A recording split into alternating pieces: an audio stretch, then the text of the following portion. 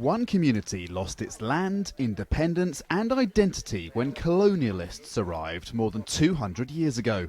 Another lost much of its identity and independence when 30 years ago government action took away that community's industry and purpose. But is a comparison between the two too much of a stretch? I thought it was nuts. I thought it was crazy, actually. I thought, how on earth is this going to work? The he is Matthew Johnson, a British academic who's brought a group of people from a former mining town in England to meet Aboriginal people in Australia. How do their experiences compare? If we are to understand Aboriginal experience in Australia, we have to understand the historical context of the UK, which may give Aboriginal Australian people cause for thinking differently about white people in general. Right? They have potential allies in different parts of the world who happen to be white.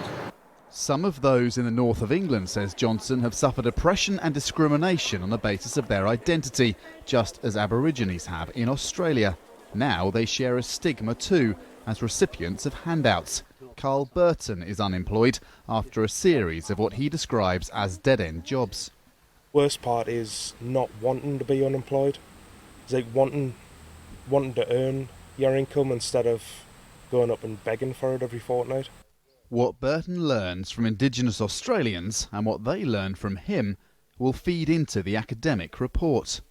I know it's a completely different situation, but nevertheless there is still impoverishment in the north of England, and how do those people cope with it? The British participants have taken part in demonstrations calling for Indigenous rights and are being taken to sites of cultural significance.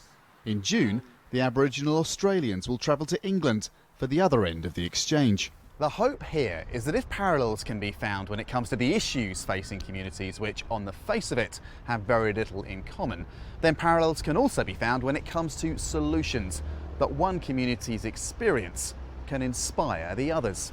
The costs of this exchange are being met by universities and public grants, but it's not a free holiday, says Johnson.